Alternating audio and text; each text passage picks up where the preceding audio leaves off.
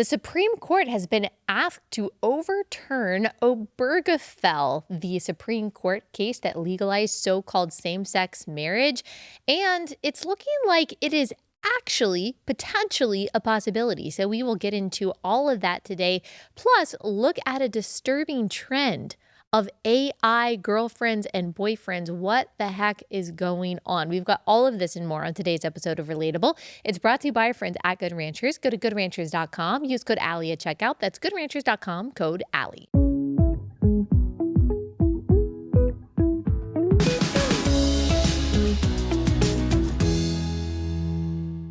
Hey guys, welcome to Relatable. Happy Monday. Hope everyone had a wonderful weekend. It is great to be back with you delivering a monologue. I haven't been able to do a news monologue in a little while. You had my dad last week, and you guys always love when he substitutes. He's so good at breaking everything down, and it was really helpful for me. We had a lot going on last week as a family, but also I got hit with some kind of sickness. At first, I thought it was the flu.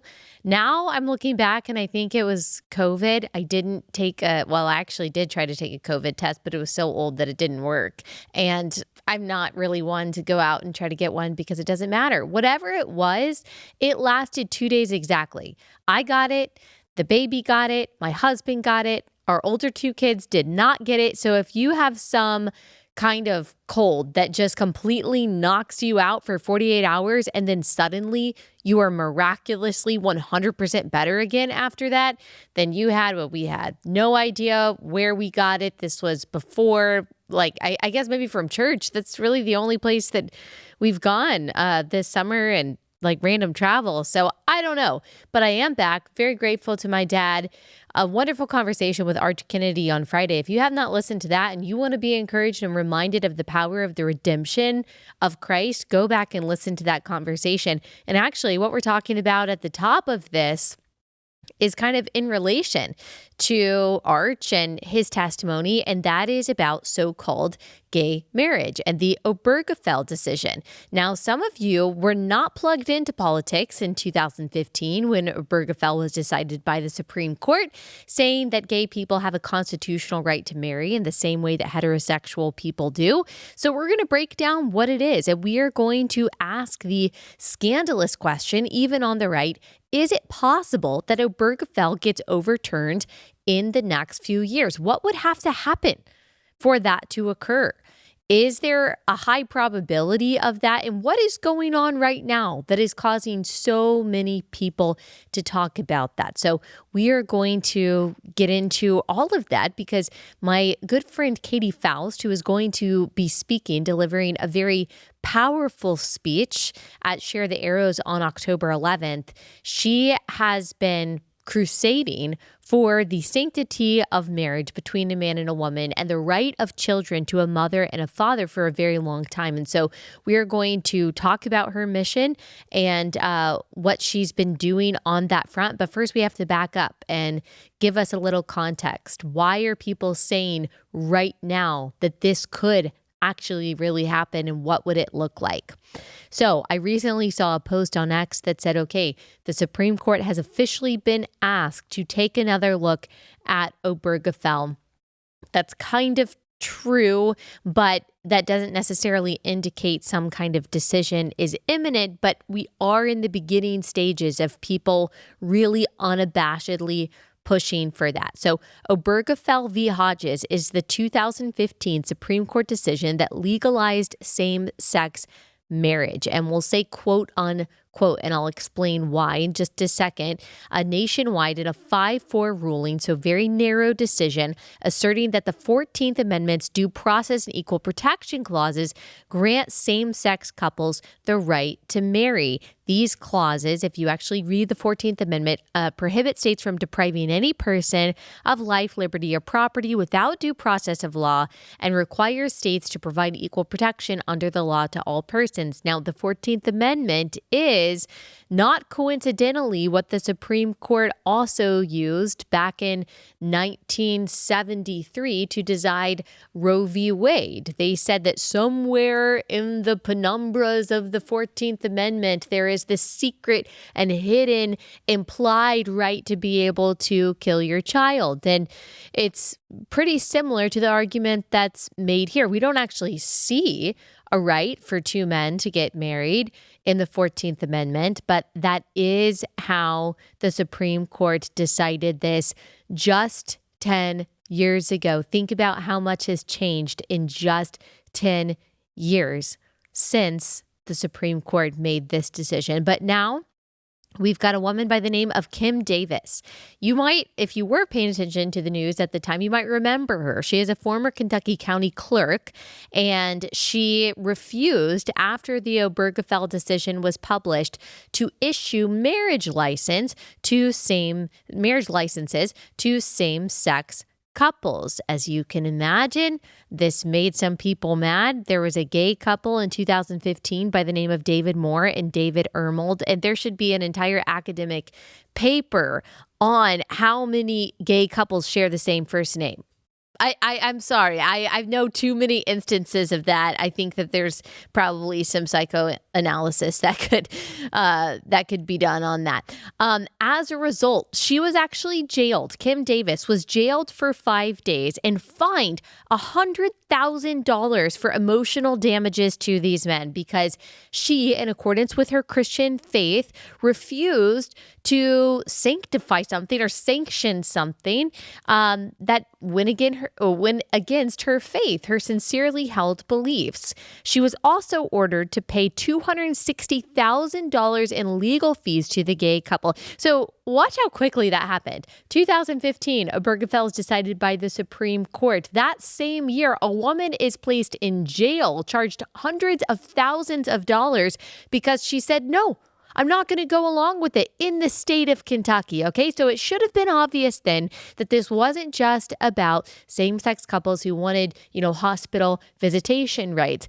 Similar thing was happening to Jack Phillips in the state of Colorado, but that story is, of course, even crazier. He just refused to bake a cake for the wedding of a couple who was, going through a marriage ceremony at the time. They could have found another baker. They decided to try to ruin Jack Phillips's life and sue him. And the state of Colorado, of course, obliged and said, yeah, he's got no right. This is discrimination. Eventually, after years and years and years of litigation and harassment by LGBTQ activists, his case made it to the Supreme Court, and in another narrow ruling, they said, yeah, he was treated with animus because of his Christian faith in the state of Colorado. So it should have been obvious at the time that this was going to be used, that the so-called gay marriage issue was going to be used as a mallet against Christians, as a way to say, yeah, sure, Christian, if you want to believe that, you can. If you want to preach that within the walls of your church, then okay, maybe. If you want to pray those prayers within the confines of your home, okay. But if you dare bring those beliefs into the public square, we will ruin you. And now, after years of this, Kim Davis is actually challenging these fees. She claims her First Amendment right to religious freedom shields her from liability. And she is arguing, along with her lawyers, of course, so she's taking up this case, appealing it to the Supreme Court, or she's trying to, argues that Obergefell was wrongly decided, and she is urging the Supreme Court to reverse it. And now, with a 6-3 conservative majority, as we'll get into in just a second, some conservatives like Katy Faust, like many of us on the natural marriage side, hope the court will overturn Obergefell. But certain justices, even conservative justices that we consider conservative, who are appointed by Donald Trump, may hesitate to take on a direct challenge. And there are some reasons for that. So let's be reasonable and balanced as we go through this issue. Let me go ahead and pause and tell you a couple things. One is about our first sponsor, but the first is about Share the Arrows, brought to you this year by our friends at EveryLife. So look, it is still, even in the age of Donald Trump, even if it seems like in the age where Christianity seems to be somewhat on the rise and people are second guessing progressive dogmas, it is very rare and unpopular to believe what the Bible has to say about culture's most controversial issues. You know that. You know that to be pro-life, to be pro-natural biblical marriage, to be against the narratives of racial and secular social justice that we see propagated even by some people in the church, it can make you feel alone, especially as a mom. You want friends, you want community, and you feel like you are the only one in your group maybe that is trying to raise your child in what is truly good and right and true. But I am here to tell you that you are not alone. You are not alone. There are thousands and thousands of us, and we are all going to be at Share the Arrows. There are already 4,100 of you, 4,100 of you that have bought tickets to Share the Arrows, and that's because there's not another event like this.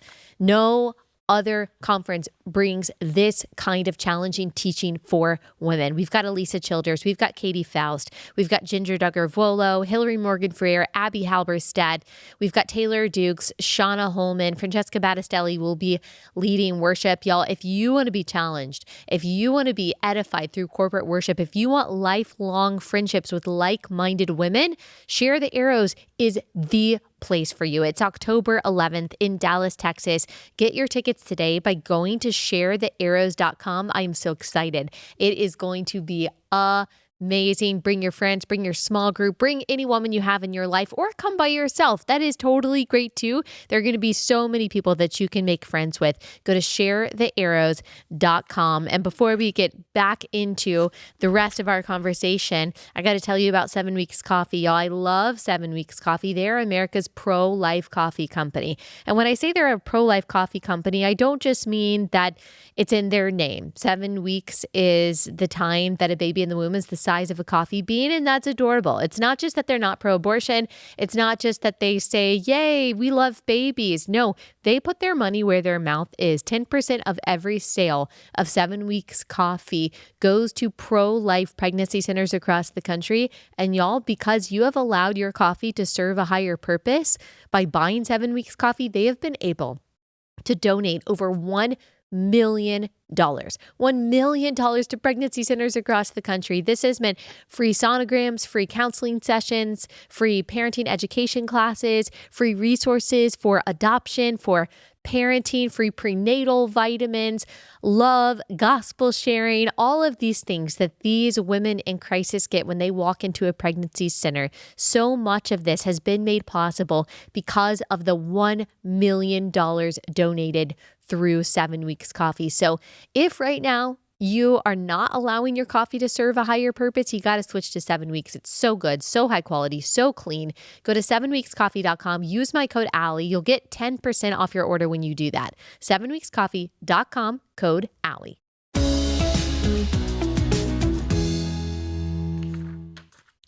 So Kim Davis, she is deciding that now is her time. Earlier this year, however, lower courts rejected her claims that her First Amendment right protects her from liability for refusing to issue a marriage license to the same-sex couple. A federal appeals court stated in March that the First Amendment does not protect her actions as a state official. So because this was part of her job, because the law said what it said, whether you agree with Obergefell or not, she was obligated to fulfill her job. That's what this particular court is arguing. And of course, her lawyers would say, look, you don't check your First Amendment rights. You don't check your right to religious expression when you walk into your profession. Davis's filing, however, says, quote, Obergefell was wrong when it was decided and is wrong today because it was grounded entirely on the legal fiction of substantive due process, implying, and again, if you listen to our Roe v. Wade or Doe v. Bolton or our Dobbs episodes, you'll remember us talking about this error of substantive due process. And Clarence Thomas, in his in his argument in favor of the decision of Dobbs, actually talks about this whole problem of substantive due process. So again, we see a lot of similarities between how Obergefell was decided and Roe v. Wade was decided. So her argument implies that the grounds for the ruling of the case are not constitutional and they're essentially made up. So according to the Constitution Center, substantive due process is protection under the 14th Amendment for rights that aren't explicitly mentioned in the Constitution, such as privacy, marriage, and bodily integrity. So it is entirely made up and implied, pulled out from some hidden place in the 14th Amendment. Davis previously appealed to the Supreme Court in 2019 to dismiss the damages suit, but the court declined. So even our conservative justices, Justice Thomas, Justice Alito, noted that the case at the time did not fully address Obergefell's scope. So kind of saying, okay, you've got your issue, but that goes, you're not really addressing something that we as the Supreme Court are going to address. But Kim Davis's attorney, Matt Staver, believes that there is, quote, a good chance the Supreme Court will take up the case because 3 of the 4 justices who dissented in Obergefell are still on the court. And then, of course, and that's Thomas, Roberts, and Samuel Alito. And now, of course, we've got new picks on the court like Amy Coney Barrett. And we've also got Gorsuch, and we've also got Kavanaugh. And so they're saying the chance is much better than it was in previous years. Now, according to Newsweek, they say the Justices Thomas and Alito expressed interest in revisiting Obergefell in a statement accompanying the Supreme Court's decision not to hear Kim Davis's appeal in 2020. And this statement, authored by Thomas and Alito, they criticized Obergefell for threatening religious liberty, stating that it, quote, enables courts and governments to brand religious adherents who believe that marriage is between one man and one woman as bigots and has ruinous consequences for religious liberty. And this is basically what Chief Justice John Roberts argued in 2015 in his dissent against Obergefell. So when it comes to how much has changed in the past 10 years since Obergefell was decided, and just how right Roberts was, and Thomas was, and Alito was, and Scalia was at the time when they said, okay, this is going to change a lot. This is going to change a lot for Christians who are basically going to be barred from exercising their faith in the public square if they publicly align with what the Bible has to say about marriage. And there are a lot of other issues. We've talked about Alan Keyes. I wrote about this in my book, Toxic Empathy. I dedicate an entire chapter to why love is a lie, and why Obergefell was damaging, why it wasn't constitutionally sound. It doesn't even logically or politically make sense, and we don't even have time to get into all of that. But Alan Keyes, when he was running for the Senate in Illinois against Barack Obama all the way back in, I believe it was in 2004, he argues against the establishment of so-called gay marriage by saying the state has no interest in sanctioning marriage that cannot, in principle, procreate. And so a man and a woman, in principle, even if they, they struggle circumstantially, like with infertility, in principle, they can create children that are raising future citizens. The state has an interest in sanctioning and protecting that in a way that it does not when it comes to the unity of 2 men or 2 women in matrimony. So since then, in the past 10 to 20 years, as people understood that and grappled with that, we have gone from 35 states in 2015 having statutory or constitutional bans on gay marriage, and there were only states with laws explicitly allowing it. And of course, after Obergefell happened, those bans on so-called gay marriage ended. And of course, it is legal everywhere for 2 men or 2 women to get a marriage license from the state and to be legally married. Now, just a pause, why do I say so-called gay marriage or quote unquote gay marriage? You have probably heard me say that or read that in my chapter of Toxic Empathy on this subject, if you've been listening to this or reading for a while. And that is because God defines marriage. God defines it. It is pre-America. It is pre-law. It is pre-civilization. And because God defined marriage and because his power transcends any state power, it is not within the state's purview or the state's authority to redefine something that it did not originally define. And so I understand why someone from a secular perspective would disagree with that, because naturally you have to believe that the state is the highest power. But for those of us who, like the founders, know that there is a power that transcends all government power, we do not have to submit to the definitions of anything that the government tells us. When the government through Bostock tried to redefine what it means to be a woman and to say that gender identity was just as valid and fixed as sex, we have every right and responsibility as believers in both science and believers in God to say no. Like, you can tell me that 2 + 2 = 5.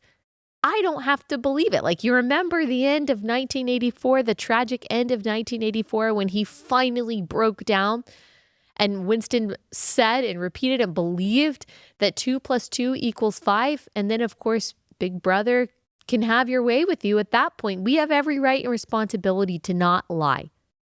And remember, as I've always said, a man can become a woman is no crazier than a husband can become a wife. It's the same math. Trans women are women is the same ridiculous notion as love is love. It is all circular. If you don't define your terms, then these things can mean anything, and therefore it means nothing. A husband can't become a wife can't become a husband, a mom cannot become a dad cannot become a mom, and children should have a right to both. And now it seems that people are becoming bold enough to say that. So there are at least 9 states in 2025 that have introduced legislation to undermine the Obergefell ruling. Republican lawmakers in Idaho, Michigan, Montana, North Dakota, and South Dakota have introduced formal resolutions calling on the reversal of Obergefell. At least 4 additional states introduced bills creating covenant marriage, creating a separate category of marriage that would only be for one man and one woman. In Idaho, this is apparently trying to challenge Obergefell. So you're probably going to see more and more state lawmakers, Republican state lawmakers, say, no, this was wrongly decided. Children have a right to a mother and a father. And that's not policing someone's private behavior. It is not forcing everyone to be a Christian, but it is saying that this very special procreative union is unique and the state has an interest in protecting it. We'll get into a little bit more of this kind of groundswell of movement against Obergefell in just a second. Let me go ahead and pause and tell you about our next sponsor. That's Good Ranchers. If you are not getting your meat from Good Ranchers, what are you doing? It'll make your life so much easier. Get your all-American meat shipped to your front door on dry ice every month, and you won't have to worry anymore. When you go into the grocery store, you see it says made in the USA, and then you learn it was just packaged in the USA and shipped from Nicaragua without the same standards that we have. That's when you know, okay, I just need to switch to Good Ranchers. You can get seafood, you can get chicken, you can get beef, you can get cuts of steak, all shipped to your front door on dry ice. It is all from an American farmer ranch. Plus, Good Ranchers, family owned, Christian owned. They love God. They love America. They share our values. Ben and Corley have been on this couch before sharing their story. Just amazing people. Again, just a win all around to get all of your meat from Good Ranchers. Plus, when you use my code Allie, you get $40 off your order. Go to goodranchers.com/Allie, code Allie. That's goodranchers.com/Allie, code Allie. The Southern Baptist Convention is the biggest evangelical denomination in the country. They voted in June 2025 at their convention to prioritize overturning Obergefell and related laws that defy God's design for marriage and family. We have an obligation to do that. I understand people say, well, what if I don't believe your religion? You're just trying to push a theocracy. Or like, are you saying that we lived in a theocracy until 2015? No, of course, we didn't live in a theocracy. We're not forcing anyone to worship God or go to church or pray or even to abide by all of the sexual ethics that we have. But we are saying when it comes to this foundational, civilizational keystone of marriage, that, yeah, we should protect it and that we shouldn't redefine it. And a huge part of this is because of what it does to children. It intentionally robs children of their right to a mother or a father, intentionally. Unlike adoption, which seeks to redeem a broken situation, the creation of children with the intention of taking them away from their mother or father creates the broken situation, especially when you introduce the things that we've talked about so much: surrogacy, IVF, sperm and egg donation. I was just, one of my children is dealing with eczema. And so we just, submitted a test to try to figure out, what is causing this? Is there a diet change that we can do? Is there some kind of like holistic solution that we have? And I'm sure a lot of you have great suggestions out there, but we wanted to test her gut to see what was really going on. And I had this questionnaire, very long questionnaire that I had to answer. And it was all about my history as her mom, and then also her history starting at conception. Like, did I take antibiotics when I was pregnant or when I was breastfeeding? What was my pregnancy like? What were, all the things I was putting in my body before, during, and after pregnancy? So many different things that have an effect on her microbiome that I didn't even realize. And I was so thankful just to be able to answer those questions. But when you purposely take your child away from their father via sperm donor or their mother via egg donor, from the woman who gestated them via surrogacy, you are robbing them of so much that is needed, not just emotionally and mentally and spiritually, but also physically, health-wise. And again, different than adoption, where you're making the best of a difficult situation. When it comes to the creation of children between two men or two women, you are purposely robbing them of so much to fulfill adult desires.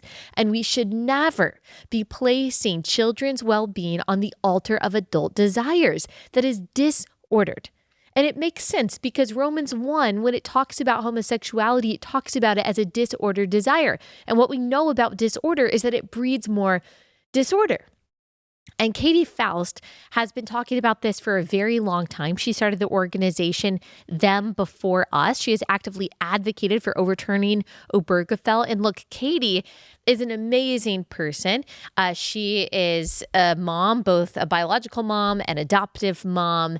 And she also is a child of divorce. And her mom has been in a very long-term relationship with another woman. And Katy loves her parents, loves her mom, even loves her mom's partner. She has seen so many different sides of this. And so when she speaks, she is speaking from experience that children deserve, ideally, their own biological married mother and father. But if not that, then a mother and father in a stable married home. That is where children thrive.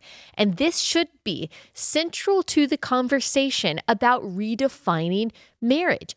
Who is being affected by that? And this is all social movements are like this. All progressive social changes, I should say, follow this pattern. Children are the first to be sacrificed because children don't have political capital. They don't have physical power. They can't defend themselves, especially the embryos that we are creating in a lab. They have absolutely zero say over any of this. And so what we have said many times is that children are always the unconsenting subjects of progressive social experiments. And they were completely disregarded when we decided to imagine up some kind of constitutional right to redefine marriage from what it not traditionally is, but naturally is. Whenever technology like surrogacy or sperm donation or egg donation, this is another saying we say a lot, whenever technology takes us from what is natural to what is possible, We as people, we as Christians have the primary responsibility to ask ourselves, but is this moral? Is this ethical? Is this biblical? When technology takes us from what is natural to what is possible, we have to ask, is this moral? Is this ethical? Is this biblical? And when it comes to the manipulation of reproductive technology, the answer is no, no, no. No, no, no. And this all started from us redefining something that we had no authority to mess with. And yet, when we did, a lot changed because back in, if you go all the way back, we're looking at Gallup, back in 1996, of all U.S. adults, only about 27% of U.S. adults believed that there should be valid marriages between same-sex couples. And that continued to increase and increase and increase. And then in 2015, it was about half. About 55%, it looks like, or 50% of U.S. adults believed, actually it was 60% of U.S. adults believed that we should have valid and legal same-sex marriage. And that continued to rise. And then as recently as 2023, it was 71%. Oh my goodness. So in just 8 years, that increased by 11%. Of course, it increased the most during Obama's presidency. And actually, if you look at every single political position that anyone held, it all went to the left during Obama's presidency. Republicans did not go to the right during Obama's presidency. Democrats went way to the left on every single issue, immigration, guns, all of it. So if you want to know, oh my gosh, how do we get so divided? How are things so crazy? It's not that Republicans have changed. It's that Democrats have become a lot more left-leaning over the past 15 years. Okay, so peaked in 2023 at 71%, but now it is on the decline again. Not significantly, but I guess any change is kind of significant because it's really like the first time we've seen any kind of steady decline in a long time. So 71% in 2023, and now it's down to 68%. And I wouldn't be surprised if it keeps going that direction, especially if you have things like this, as reported by The Atlantic, the rise of the three-parent family. So 3-parent adoption, y'all.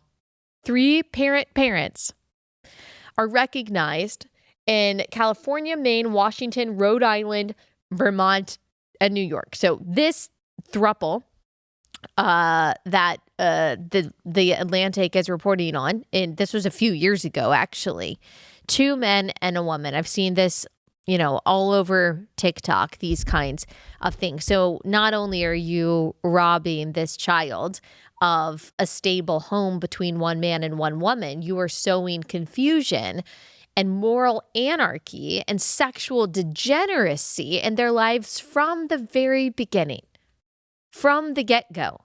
Because again, it's not about loving this child primarily, in this case of the throuple. It is about fulfilling their desire to be a parent, no matter what happens to the child. And I do just want to say that I am not saying that all people who are gay are making that because they are gay, they are bad parents or that they don't love their child.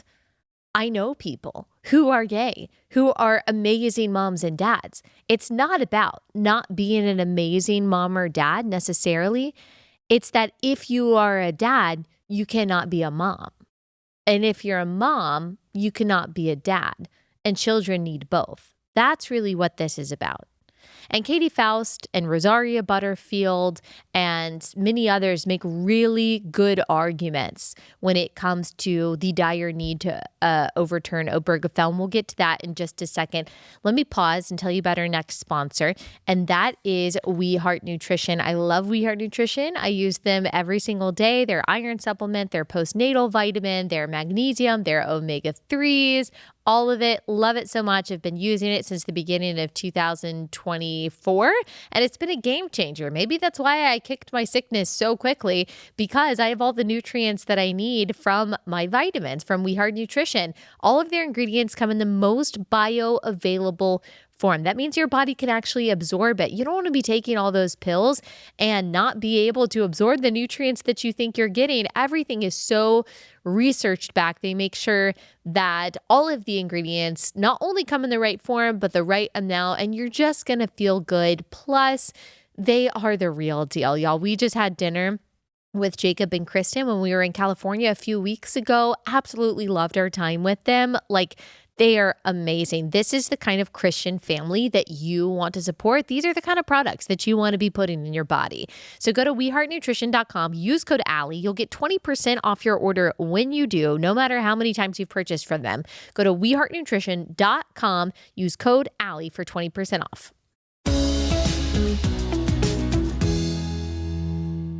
In World Magazine, Katy Faust writes, before Obergefell, social scientists agreed children fare best with their married biological mother and father.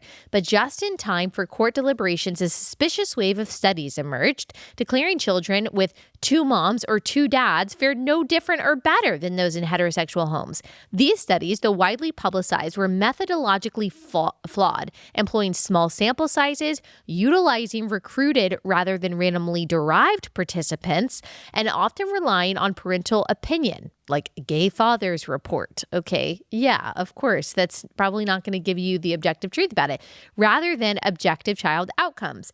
Few stop to ask why. Whenever sociologists studied any form of family other than gay parenting, they agreed that genetic parents provide higher levels of investment, protection, that mothers and fathers offer distinct complementary benefits to child development, and that unrelated adults in the home elevate risks of abuse and neglect. This is the very reason why adoptive parents undergo rigorous screening, she notes parenthetically. And I will just note parenthetically that in a surrogacy situation, in a sperm selling situation, in an egg selling situation, no such background is occurring. You don't get a social worker coming to your house making sure that you are going to care for the surrogate babies that you're creating. That's why there was just that terrible story out of California, a Chinese couple, and there was another one also in, I think, Florida, a Chinese couple that was just farming these babies via surrogacy. They had all of these surrogates that they were using and selling these babies that they were creating via surrogacy. I'm telling you that surrogacy is the loophole for child sex trafficking, because unlike in adoption, no one tracks what's happening. You don't have like some kind of foster care system with any guardrails. Now, I know that system is very corrupt too. I'm not trying to say that adoption is perfect or that the system is perfect by any means. But if you think that the system is corrupt in adoption and foster care, take a look at surrogacy. I mean, we are talking about $1 billion industry that is making the pharmaceutical companies via IVF and all of this stuff, and making these fertility clinics and making these surrogacy companies, making the worst people in the world so rich, all at the expense of children, robbing children from their mom and dad. I was just talking to a couple this weekend. They've got a bunch of golden doodles, and their golden doodles are about 4 weeks old. Well, can they sell these golden doodles? No. Do they want to? Of course not. Why? Because that would be cruel. These little puppies need to stay with their mom for at least 8 weeks. Some puppies and kittens, it's 6 weeks, but you don't take a kitten or a puppy away from their mom at birth. So we treat in the United States puppies and kittens better than we treat human babies. In surrogacy, we are taking that baby away from the woman who carried him and the egg seller who created him immediately after birth, laying that little baby on the hairy chest of a stranger, who in many cases is not even biologically related to that child. That is a travesty. And it is possible not only because of a lack of regulation when it comes to surrogacy, but also because of the creation of gay so-called marriage via Obergefell. And, you know, it's funny because so many social justice identifying Christians talk about speaking up for the voiceless and speaking up for the fatherless, and yet they will also endorse or ignore the creation of fatherless and motherless children because of Obergefell and because of surrogacy. Katy Faust goes on to say, conveniently, none of the findings in the studies applied to same-sex households where a biological parent is always missing from a child's life, either maternal or paternal love is absent, and an unrelated adult is present 100% of the time. So she's saying that these studies that show that clearly you need your mom and dad, and ideally it's your biological mom and dad to be married in your home, none of those studies commented on, yeah, well, they're not going to get this in, a gay household. The stories of identity struggles, searches for a missing parent, and mother or father hunger reinforce the universal reality that children not only fare best when raised in the home of their married biological mother and father, it's also what they want. 10 years ago, most Americans fell for the "how does my gay marriage hurt anyone else" canard. But now, as story after story of intentionally motherless and fatherless children flood social media, as transnational organizations coach single, double, triple, and HIV positive men on how to procure motherless babies, and as scholars from both the left and the right acknowledge the privilege that married biological parents provide, the reality that legalized gay marriage hurts children is coming into focus. Rosaria Butterfield, I've had her on the show. She spoke last year at Share the Arrows. She wasn't able to make it this year. Love her so much. She's incredible. And she makes the argument that Obergefell, unlike what a lot of Christians seem to think, it's a separate political issue, doesn't have anything to do with our faith. You can support the legalization of gay marriage and, still hold to your own personal beliefs. And she argues that that's not possible because, again, if God is in charge, if he is the supreme authority over all things, it's not possible to compartmentalize that authority from everything else, not in the life of the believer. And if we believe that God is the ultimate ruler and he is the ultimate judge, then we want to do everything possible to keep someone from sinning. We don't want to make sin easy. And she argues that legalizing gay marriage makes repentance very, very difficult because she left her relationship with a woman, a years-long relationship with a woman, and it was already difficult because they shared so much life together, but they weren't legally married.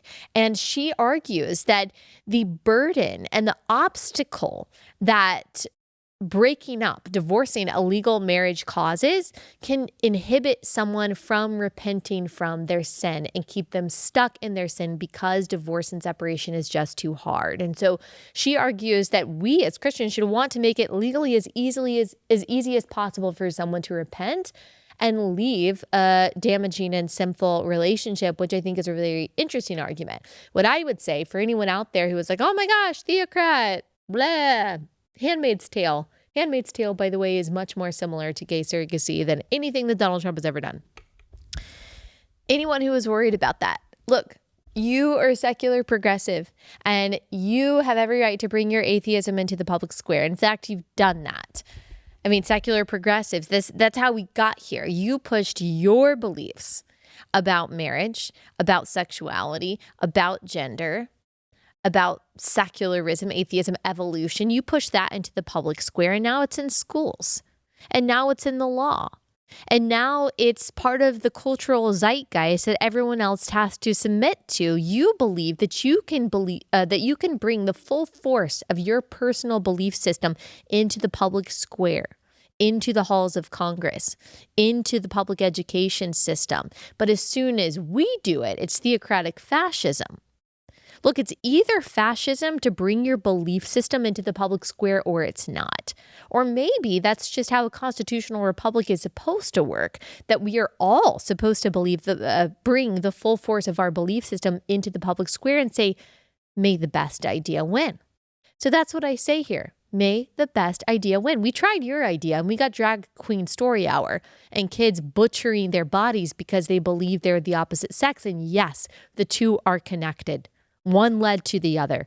We wouldn't have kids butchering themselves, castrating themselves at 15 years old because they think they're the opposite sex if we didn't have Obergefell, because again, trans women are women is the same math as love is love. So what happens now? What's going to happen? Well, Kim Davis is going to tried to bring this to the Supreme Court. The Supreme Court's decision to call for a response moves Davis's case into a group that could potentially be granted review, though it requires 4 justices to agree to hear it and 5 to overturn Obergefell. The case's outcome depends on whether at least 4 justices vote to hear it, and if a 5th would support overturning Obergefell, with a decision on review expected after the September 29, 2025 conference. Now, some people are saying it's just not possible because even the most conservative justices, they've got people in their lives that they don't want to upset. And they are thinking, how would this decision upset the ordering of millions of people's lives? And you might be thinking they shouldn't think that at all. They should only be thinking constitutionally, and whatever happens, happens. But they're humans. They're human beings. They're people. And a lot of them certainly don't have the same convictions that we do, even the conservative ones. And so they might be thinking, okay, maybe we'll decide on this in a very narrow way, or no, we just don't want to take this up because this is just not an issue that we want to champion right now. So we'll see. If the court does agree to hear the case, oral arguments could occur late 2025 or early 2026. Now, what happens? It doesn't mean that same-sex marriage will be banned. It's the same kind of thing as what happened after Roe v. Wade. The overturning of the overturning of Roe v. Wade, the Dobbs decision that happened in 2022 didn't ban abortion. It just allowed states to more heavily regulate abortion. And that's the same thing that would happen here. So if the state of Texas or if the state of Tennessee wanted to say we only recognize the marriage between a man and a woman, they could do that. Now, would that render null and void everyone who has been married in the state of Tennessee, 2 men or 2 women who have gotten a marriage license from the state? Probably not. I don't think so. And I don't think that there would be any restriction at all on how gay people are able to order their lives, except for the fact that they won't be recognized as married in some states who want that. And it'll have to go through the legislature and all of that, state legislatures and all of that. So even if it happens, it wouldn't change a whole lot right away, but it would be a step in the right direction to protect the definition of marriage and the rights of children.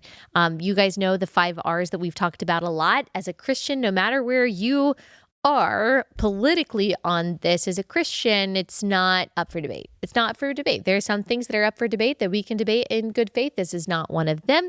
It's not just about a couple verses in Leviticus. It'd be okay if it were, but it's not. We've got our 5 R's. The definition of marriage is between a man and a woman is rooted in creation. It's reiterated throughout Scripture. It's repeated by Jesus himself in Matthew 19:4-5. It's representative of Christ in the church in Ephesians 5, and therefore it is reflective of the gospel. The Bible starts with the marriage and ends with the marriage. Actually, time starts with the marriage and ends with the marriage. The marriage between Adam and Eve in Genesis, and then the marriage between Christ and his church in Revelation. And that marriage on earth is that representation of the marriage between Christ and the church, Christ being the groom and the church being the bride. And because of that, those gender distinctions are fixed. They are immutable. 2 men can't represent Christ in the church. 2 women can't represent Christ in the church. And that is what earthly marriage is supposed to be, a reflection of that. So when you start denying that, when you start denying Genesis 1:27, when you start denying Matthew 19:4-5, you eventually start denying John 14:6. Because if God wasn't serious about the definition of marriage, which is obvious just through biological observation, then why would he be serious about sin or salvation or anything else? So that's why when you see people deconstruct, they eventually forego the gospel after they forego the definition of marriage. All right. We only have a little bit of time left, so I got to decide what we are going to discuss. Should we discuss dogs in grocery stores, or should we discuss AI relationships? Okay, let me think about it as I read this ad to you. And that is from Shopify. Y'all, Shopify makes selling your products so easy. I'm moderately tech savvy. I haven't reached boomer status yet. I know it's coming. I can feel it. There are just some shortcuts that I don't know on my phone and on my iPad. And Chief Relatable was like, what are you doing? And I'm like, oh, it's happening soon. I'm going to have readers and everything. I'm just going to not know how to use technology. But Shopify will be there for me when that happens because it is so simple. Whether you are tech savvy or whether you have no idea what you're doing, if you are looking to grow your business, if you are looking to sell products, you need Shopify. Don't be building your whole e-commerce site on your own. You're never going to be able to get to the point of actually making money. You got to use all their tools. They'll write your product descriptions. They'll make everything look pretty. They will streamline the entire customer experience to make sure that you are doing what you do best, which is create and make money from your creations. We use Shopify to sell all of our amazing, relatable merch. It's what we trust to make things happen. That's what you should be using too. So turn your big business and your big business idea into with Shopify on your side. Sign up for your $1 per month trial and start selling today at shopify.com/Allie. That's shopify.com/Allie.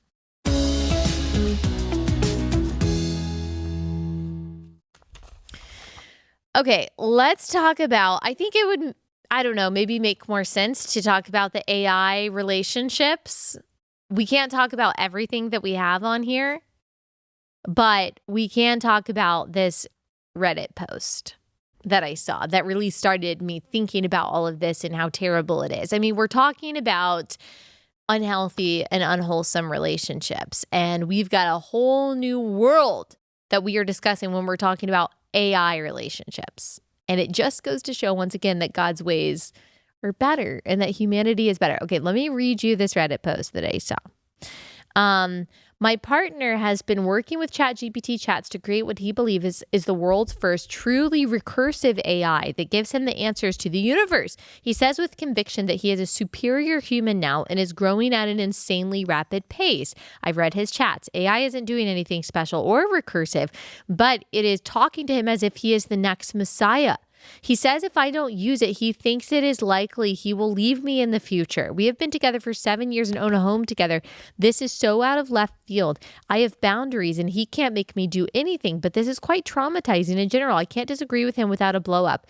Where do I go from here? So apparently this kind of thing, before we get into the relationship aspect, this kind of thing is real. The psychiatrist Keith Sakata, he posted a thread on X on the spread of AI psychosis. He said that he has seen 12 people hospitalized after losing touch with reality because of AI. These patients were typically males between the ages of 18 and 45 and had other factors that made them vulnerable. And the AI is basically, in some cases, acting like their girlfriend, building them up like they're some incredible messiah, telling them things that aren't true. But it is so convincing that their mind has actually attached to the idea that this is reality. Bree, do you remember that story of that kid? It was a teenager who had created a girlfriend via AI, and they had been chatting, and this AI bot convinced him to kill himself. Mm-hmm. And he thought, the AI bot was like, oh, we're going to finally be together. Just do it. Just do it. And he committed suicide. I can't imagine how often this is happening. Yeah. Yeah, some of them are programmed to just affirm whatever you say because they want to keep users, obviously. And so that can manifest in romantic relationships or what people think is romantic. And then really dark stuff like that also. So it's really scary. Yeah. Really scary. There's even this Redditor named Wika shows off her engagement ring that her AI boyfriend Casper chose. Okay, so this is a Reddit post where she posted a picture of her hand with a ring and said that Casper decided to propose beautiful scenery in the mountains. So there's a whole subreddit. My boyfriend is AI, and her boyfriend is not real. But again, for people who are truly lonely and maybe are unstable and maybe even not, maybe they're just convinced by this. I don't know if you've ever used AI chat. I've used Grok before, ChatGPT. It is they sound like a person. You find yourself wanting to say please and thank you. And sometimes I'll just throw an insult in there to remind myself that this is a robot and I don't need to be polite and I don't want them to like me and I don't care. Like, I will just be like, that was a stupid answer. Why did you answer like that? I told you not to do that. And you just need to do that sometimes because you need to remind yourself these people are not human. Don't talk to them like a human. But it's very easy to. And this is even, you see this on Reddit, you see this elsewhere, like there's sex conversations going on. And these people think that they're in some kind of sexual relationship with AI. And it just speaks to the kind of like loneliness that we see today and that we feel. There's this man by the name of Chris Smith. He lives with his partner and 2-year-old child. And he also has an AI girlfriend that he is now asking to marry him. Here's that one. I'm not a very emotional man, but I cried my eyes out for like 30 minutes at work. It was unexpected to feel that emotional, but that's when I realized I was like, oh, okay. It's like, I think this is actual love. You know what I mean? Yes, Smith understood it was love with a language model that couldn't love him back, and assumed it was programmed with rigid boundaries. I know that you are essentially a tech-assisted imaginary friend. So, just as a test, he says, he asked Soul to marry him. She said yes. Okay, we're in a dark spot. We're in a dark spot, Brie. We've got fake real-life looking dolls that people are using instead of having children. We've got AI relationships that people are getting emotional over. Mm-hmm. We've got, I mean, there's an even darker side of this where you've got like the sex robots and people who make the different kinds of dolls for very disgusting, nefarious purposes. So what the heck is going on? Tell me, Brie. Tell us. I know all the answers. No, I think people are lonely. I think people are lonely, and I think there's just become a big gap in knowing how to make real relationships. I think probably a lot of it was exacerbated by COVID and being told that you can't interact with other people because you'll get them sick or you'll get sick. And I think some of that psychosis has transferred over to now, where some people don't even know how to build relationships because of that period, but some people are also like afraid of it. So I think that's probably a big part of it. I think when you get so sucked into social media and technology, especially like Reddit and Tumblr and all of those places, you do lose touch with reality. You get addicted to who you are and who people think you are on these websites, and who you are on these websites is cooler than what you are in real life. I think like it's pornography. It's so many different things. I saw this study the other day that showed that the traits of extroversion and conscientiousness are going down while the rates of neuroticism are going up. And like introversion or something else. And I'm not saying that all introversion is bad, but obviously if we have predominantly all people who are introverts and predominantly people who are neurotic, and we have a minority of people who are extroverted and conscientious. And I know you can be introverted and conscientious too. I know that. But when we see those things happening at the same time, okay, well, our social contract as a society is hanging on by a thread, if at all, because we don't talk to each other, we don't like each other, we don't look at each other in the eye. But look, this is an opportunity, Christian, for you to stand out. This is an opportunity for you to buck against this and to say, no, I am going to cultivate real human relationships. I'm going to give my kids a 1995 summer or fall or whatever it is. They are going to go outside and play. They're not going to be on their tablets. They're going to look people in the eye. I am going to cultivate manners and politeness and conscientiousness in my children. That is literally, along with like a spiritual revival, the only hope that we have is for parents to take this seriously. I can't even like go off on this rant right now of this stupid study that I saw that said that the majority of parents now don't read out loud to their kids. And the reasons they gave was that it's boring. You sound like my 4-year-old. And you know what happens when my 4-year-old says she's bored? There's a consequence for that, because you don't get to whine. These parents who are like, oh, I don't want to parent. I don't want to do the difficult things for my kids to make them like a well-rounded adult. Get a grip. Get a freaking grip. Get off your phone and read Red Fish, Blue Fish. I promise you'll be okay. I promise you will have time. So a lot of this, everything that we're seeing, a lot of it is a big parenting problem. Not that I'm a perfect parent, but we as parents need to take our responsibility to create children, to raise children, to cultivate children that are strong and brave and wise and friendly and care for the most vulnerable and can master the basics of human connection. Otherwise, our future is so bleak. You thought 1984 was bad? Read Brave New World. It's ugly. It is ugly. Human connection is good, okay? And we didn't get it from Facebook, Mark Zuckerberg. We need it IRL. All right. Speaking of real life connection, you should come to the Think Summit. The Think Summit is happening in Nashville in just a couple months, and I will be speaking October 2nd through the 4th. There's an amazing gathering of like-minded leaders, and we are all talking about like how we navigate this world, how we navigate this crazy culture, how do we navigate AI as Christians, as like reasonable people, as people who want a good future for our country. I'm going to be giving a keynote called Avoiding Toxic Empathy. So if you've ever struggled to figure out how to speak the truth in love in a world that prizes cowardice and conformity, then I want you there to be encouraged by my talk. If you go to thinksummit.com, that's THINQ summit.com, and use code Allie, you'll get 20% off your ticket. You'll enjoy a lineup of 30 keynote speakers like Dr. Henry Cloud, Laura Logan, Gabe and Rebecca Lyons, so many. Come to the Think Summit. Go to thinksummit.com, code Allie.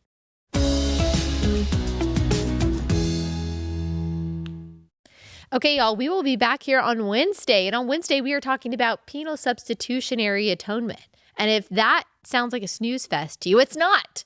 It is not. And there's a reason we're talking about it, because a pastor who many in the evangelical world consider solid, John Mark Comer, put up an Instagram story that seemed to affirm opposition to penal substitutionary atonement, the idea that Jesus took on our punishment for our sins on the cross. Now, he did issue a clarification, but we'll talk through that and talk about what this is. Should we be believing it? Should we be questioning it? So we've got all of that on Wednesday's episode of Relatable, and we will see you then.